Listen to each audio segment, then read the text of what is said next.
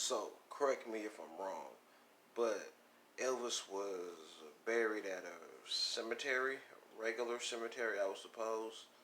Um, but somebody tried to steal his body, so they put him on Graceland with his mom and dad. Am I correct? Am I not correct? If I'm not correct, please feel free to get to typing and let me know where I fell wrong at. But if I am, if I am correct, I heard somebody try to steal his body. So I'm about to watch this right here and see what the fuck was going on. I got to know. So tune in and let's do it.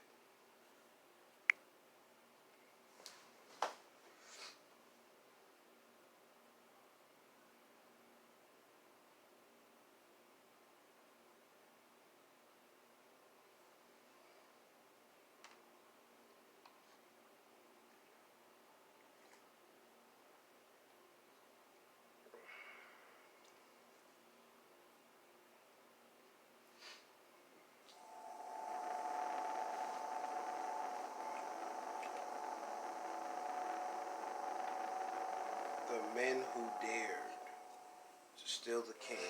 Let's play a game. It's called What If? But first, as in all stories of mystery and intrigue, we need some background. There have long been plots against the rich and powerful, sometimes intricate, sometimes mad plans to overthrow the rulers of the day, to seize power, to become the very things they wanted to remove. Usually, such plots were hatched against a person or persons at the height of their power, when they least suspected it, but when action seemed most necessary. But sometimes, such a plot could only happen soon after the powerful one was gone, before supporters could lay claim to the kingdom, so to speak. And such plots did happen, not just in ancient Memphis, Egypt, but also in Memphis, Tennessee, in the 20th century. Now, there have always been grave robbers, those ghoulish types with no fear of retribution from the spirit world, no respect for the trappings of the dearly departed. Those who would be paid for stealing the bodies of the rich and powerful, for those bodies could be held hostage, just as if the person were still alive. So back to our game. What if, in 1977, in a place called Memphis, Tennessee, lived a man named Bubba? This particular Bubba was a real piece of work. I wanted to explore everything. I wanted to get into the drugs, the alcohol, the girls. We'd stick a crack pipe in their mouth. The next thing you know, we had another prostitute out there in the hotel hustling. I started selling drugs to them, and just one thing led to another, and it just got constantly in trouble and constantly in and out of jail. So, what if, in 1977, shortly after the first king of popular music met his untimely end, a tiny band of misfits, in a place called Forest Hill, tried to steal Elvis Presley's mortal remains and hold them for ransom. Raymond Bubba Green was the alleged mastermind of the operation. Not the real mastermind. That was the man with $1 million. But we're getting ahead of ourselves. Back in the 70s, Bubba was what you'd call a free spirit. I pretty well got expelled or suspended from about every school I went to. I had a mischievous past, for sure. And I just had my own wild oats I was going to sow, and that's what I did. But I wasn't going to go to school. I didn't realize that there was a tomorrow. I just wanted to live for the day. I was a heroin addict till 77. I've been through it all. I've tried it all. Stealing, drinking, and drugging, partying. Considering my past, I've had a hard time letting anybody get close to me. Once you let someone get close to you, it's inevitable that it's going to come to an end. So, and then your feelings get hurt and you get relocated. So what I've done is just learn to keep people at arm's distance from me. I met Rhonda after I got out of Angola, that Louisiana state. I just fell in love with her. We lived a very precarious life. We wasn't actually married, but we were common law. The state of Tennessee acknowledges common law. Soon they found out how precarious their life really was. Rhonda gave in to temptation, and Bubba followed her right through that darkened door. The next thing I know, she got messed up on drugs, and I thought it'd rather be supervised than unsupervised, and then here I go messed up on drugs with her. And then while I was in jail, Rhonda, she took off and went down to Dallas. She went down there and worked for somebody, and found her one morning in a motel, raped and killed. We was not as good for each other as we should have been, but regardless, I loved her. And yeah, it hurt.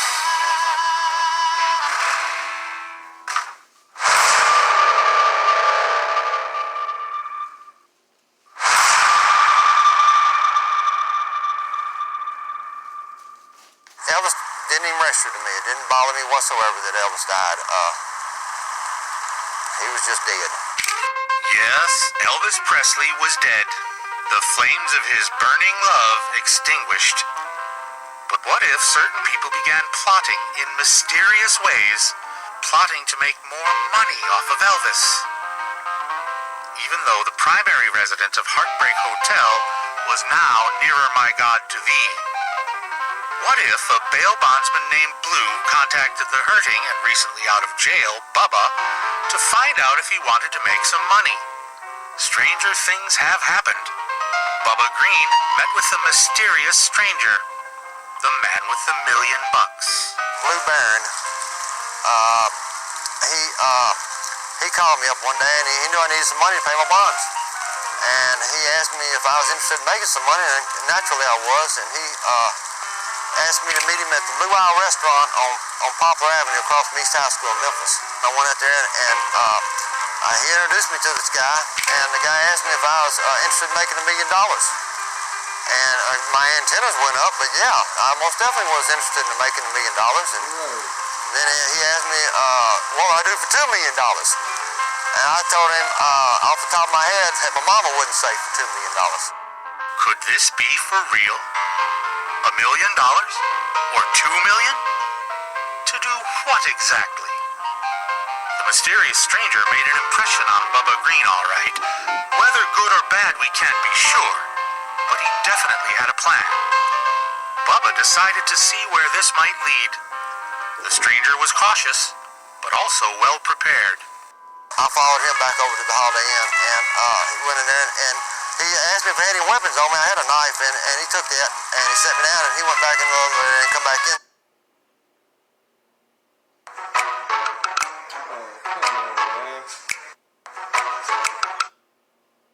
Back in there, and he had 2 briefcases and laid them down, and one of them he opened up, and he had pictures of Forest Hill Cemetery.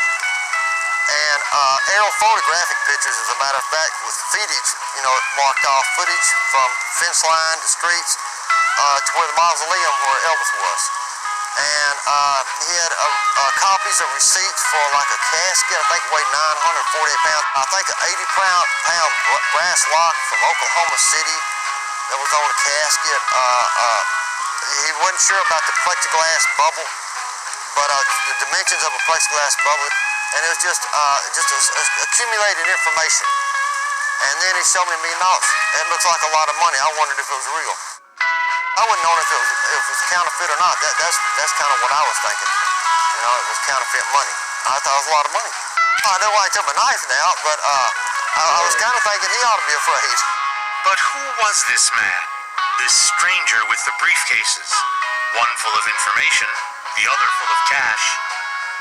Could he be trusted? He was cool, calm, and collective. That's probably why, he told me he was going to ask a $10 million ransom for the casket. But, I don't know if I bought that story, but I didn't even care. I done seen $1 million, assumingly $1 million. I didn't count it, but I did look at a couple of them bills, and they looked like, if he could pass them to me, I figured I could pass it to somebody else. So, it was starting to get interesting. And he offered double that, so, he got my attention. He said it's from Cincinnati. Come to find out down the road, I think Cleveland, Ohio would probably been a better assessment. But he just an average 6-foot white guy that sounded like a Yankee. What if somebody offered you $2 $2 million to steal a dead body. $2 million to hijack a body from a mausoleum in a cemetery. I gotta go dig that shit up, number one. And then you want me to pull a casket from 6 to 8 feet from underneath the ground. Motherfucker, what? Yeah, give me the money first. How about that? You give me the money first. Fuck. Elvis's body. But how would it begin? How would a guy like Bubba Green put these wheels in motion? Bubba decided to move quickly. I think it started out like on Wednesday or Thursday, and I made the attempt that Friday. I knew a safe burglar, and he had cutting torches, and the mausoleum had the iron gates on them, and the casket was up in there. Well, we would have got the casket out. He was equipped to get whatever it was out of the concrete. He had acetylene torches like scuba diving tanks to, cut into the gates, whatever, cut the lock off, open the gates, and pull the casket out. We just needed 4 people.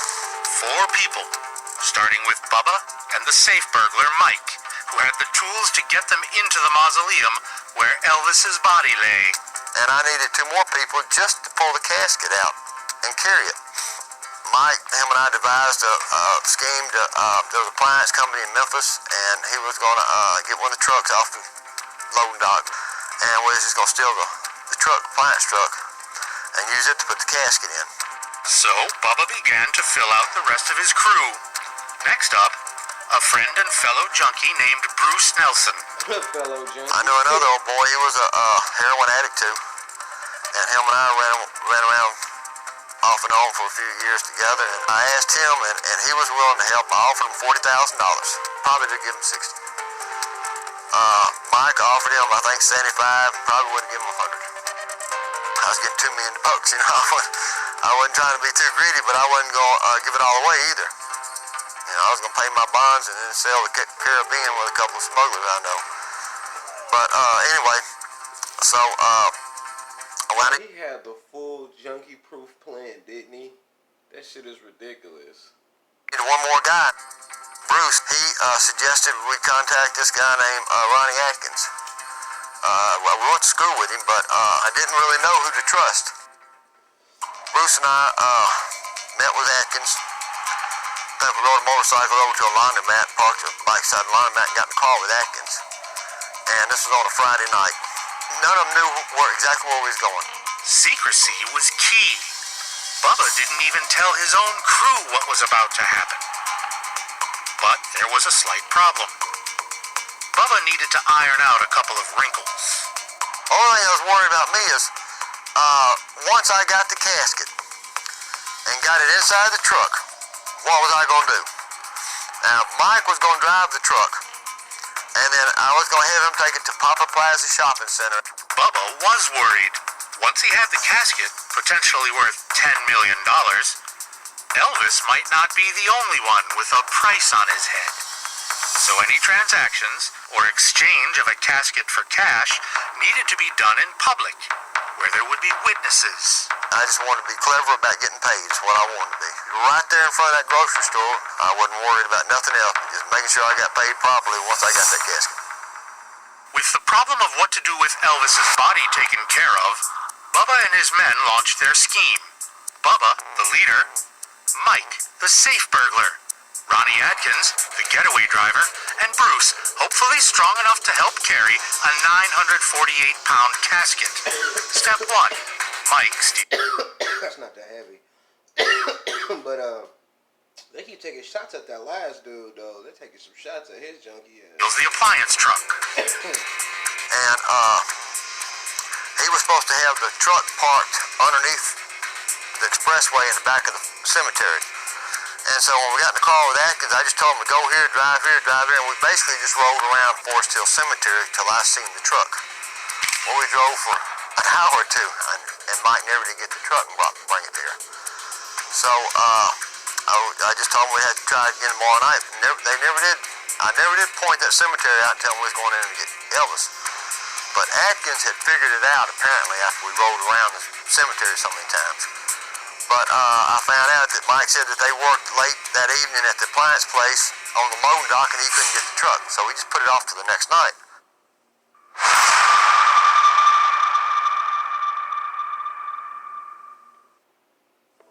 The first attempt had failed miserably.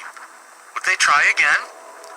What Bubba and his boys couldn't know, not yet, was that their every move was being watched. So they did try again.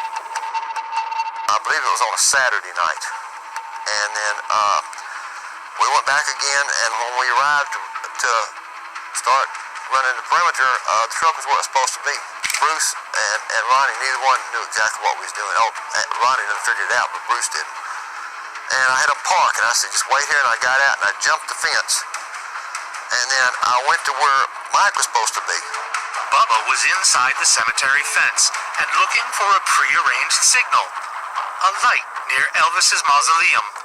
That was supposed to be Mike, the safe burglar.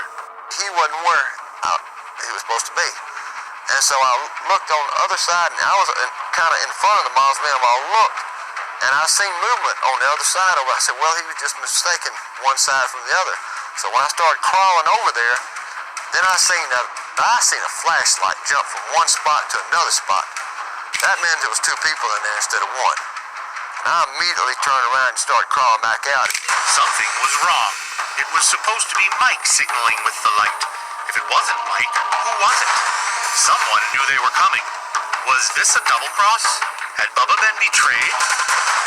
Atkins had come running up to the fence and started hollering my name. Bubba, Bubba, where are you going? Don't leave. You know, and started making a lot of noise. Shh, get out of here, get out of here. Something's wrong. Something was wrong, all right. With chaos swirling all around, Bubba knew they had to get out, fast. They made their way back over the fence to the getaway car, where, according to Bubba, Ronnie Atkins got behind the wheel. And we jumped in the car, and instead of going, I said, go straight. Instead of going straight, he turned right and pulled right down to where CBS News, ABC News, NBC, the SWAT team, everybody in the world was waiting for us right down there. Atkins knew exactly where he was going with us. The game was up. Had Ronnie Atkins betrayed them? And what would happen because of that betrayal? And by that time, they drug us out and whooped us up real good. Then they put us in separate squad cars, and Atkins went somewhere else. Bruce and I was the only ones actually charged. And they took Bruce and I to jail. There was 4 of us all together, but only 2 of us got arrested. Mike got away. Mike had seen him when he crawled in, and he just froze. And he jumped back in the truck, threw the truck back, and shot off to Texas. I ain't seen him since. Raymond Green was locked up, again, facing a felony charge of attempted grave robbery, body snatching. Bubba consulted his lawyer. My lawyer, J. Fred Freeman, who's retired now, he said if they get that charge and make it stick, he said it carries 99 years grave robbing. He said an attempted grave robbing carries 33 years. And at that time, there was no death sentence. J. Fred told me, he said, you can go up there and shoot and kill the guy rather than let him testify against you. Put the gun down, call the police, and tell them that you just shot and killed him, come get you, and you'll get 30 years. Or you can let him get on the witness stand and testify against you, and you get 33 years if they convict you. So he was better off dead than alive, for sure, any way you looked at it. 33 years in prison. Bubba wasn't going to stand for that. He decided to take control of the situation and pay Ronnie Atkins a visit. The goal was to keep Atkins quiet, to frighten him into believing his life was at risk.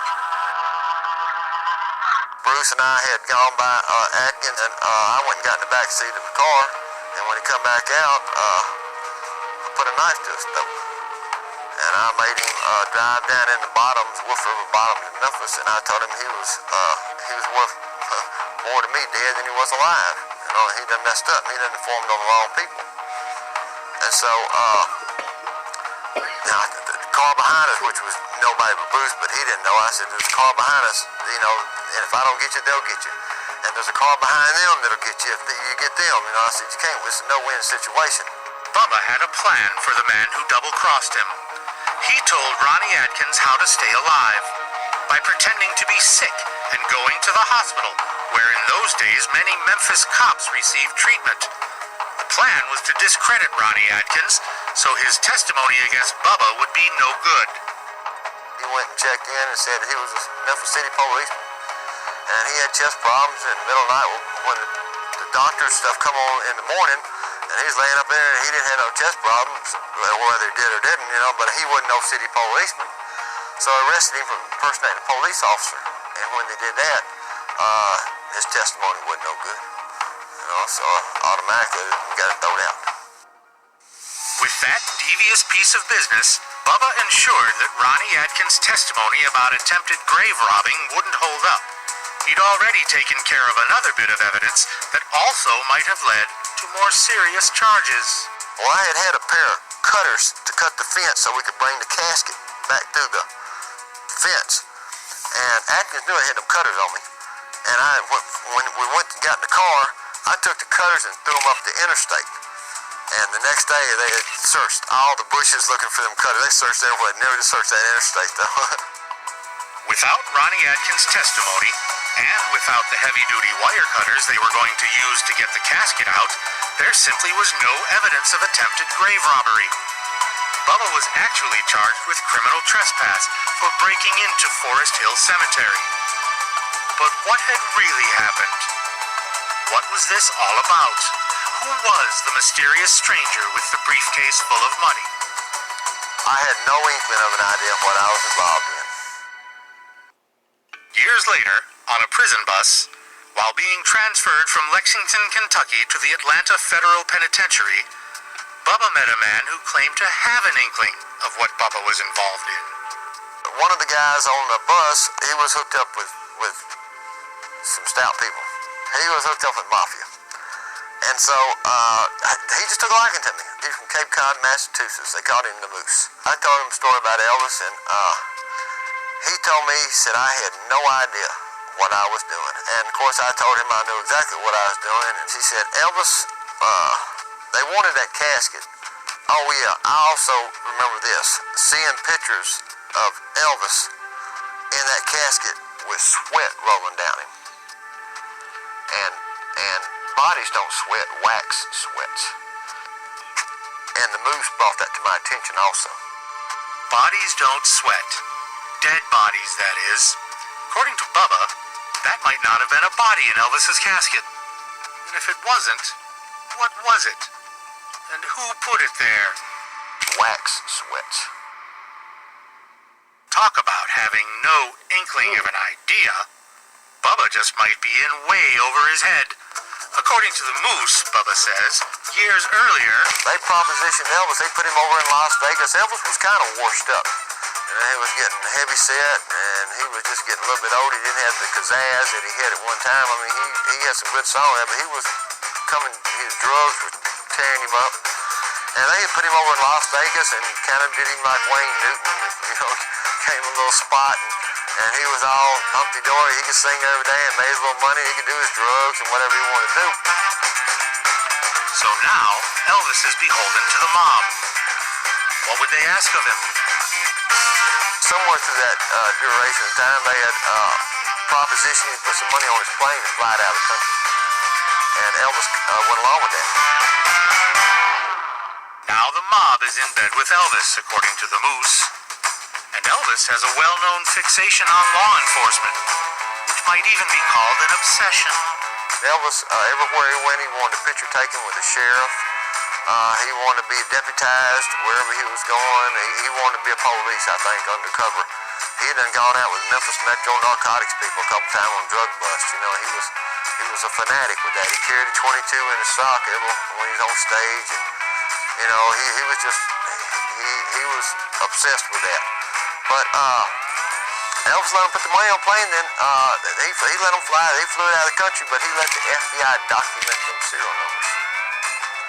And when I don't know if it went to the Canine Allens or exactly where it come out, but when the money came back in, they followed that money, and they got 10 or 12 major members of the mafia arrested. But before them indictments come down, Elvis come up Elvis allegedly overdosed on drugs. Elvis allegedly overdosed? Elvis transporting the mafia's money using his private plane? Elvis with a .22 pistol in his sock on stage. How strange. And now we find out that very few people saw Elvis's body right after he died, according to Bubba Green. Why? Well, they closed that hospital off. Didn't hardly nobody get around that body when it, it's just been a federal cover-up from the whole deal. And I think most of it's documented. I'm sure it wouldn't be hard to research most of it and find out. But the feds have covered it up, and if Elvis ever shows up, they're gonna kill him. From what the Moose was telling me, they had him in London one time at a hotel, and before they could get enough people there to get it, the feds got him up out of there. But he's been seen. Have you ever seen as many impersonators of anybody in your whole life as Elvis? And one of them's probably him. If Elvis ever shows up, who's going to kill him? Could the mob and the feds be fighting over Elvis? If that's true, Elvis has to be... Could it be that word of Elvis's death was, like that of Mark Twain, greatly exaggerated? That's the biggest what-if of all. The Moose was what brought to my attention. He was mesmerized with me being so ignorant. Why Bubba? Why was he contacted by the mob, or the Presley family, or whomever was really behind this crazy scheme? Was it just a setup all along? The reason they asked me is they didn't want to be associated with it at all. The mob is very secluded people. If anything went wrong, they didn't want to be hooked up with in no shape, form, or fashion. So, what if the mysterious man with the $1 million was connected to the mob, and Bubba Green was involved because the mafia wanted to keep their hands clean? Mystery solved. Or was it? Did Ronnie Atkins tip off the cops? Was a WMC TV reporter there with the Memphis police on their stakeout of Forest Hill Cemetery after calling to warn them that the caper was really going to happen? Was the culprit's getaway car pulled over on Elvis Presley Boulevard with a shotgun in the trunk? That's what one account claims. The body of Elvis Aaron Presley, along with that of his mother, was finally moved inside the Graceland compound on October 2nd, 1977. The Presley family had wanted all along for Elvis to be buried inside the walls of the estate, where presumably they could keep an eye on him, protect him against the likes of Raymond Bubba Green and his gang. On the other hand, what if Bubba Green was really the one in need of protection?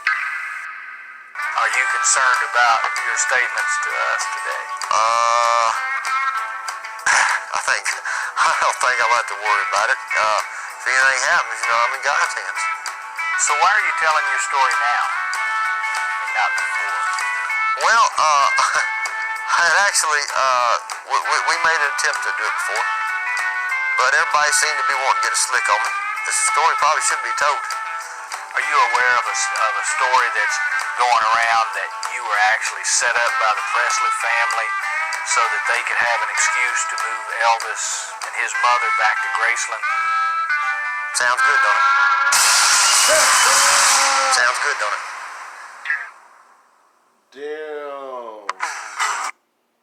Damn. That was some crazy shit. That shit was crazy.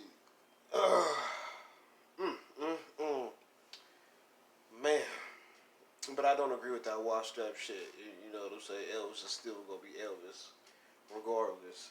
You know what I'm saying? But there's a lot of stuff that goes on behind the scenes. You know what I'm saying? There's a lot of stuff, and a lot of people don't get to see shit but on the stage. And it's good because people like me, I only care about what's on the stage. And if he was mixed up with the mafia doing drugs or whatever, I personally don't care because it's not my business. You know what I'm saying? Like, at all. I care about the product of the music that you're putting out, and that's it. But this be some fascinating shit to hear, though. It does. But at the end of the day, I don't hold judgment towards it because I don't care. But I like to get all the information possible just to document it up here. You know what I'm saying? So comment, let me know what you think, and wow, that was some shit. It was.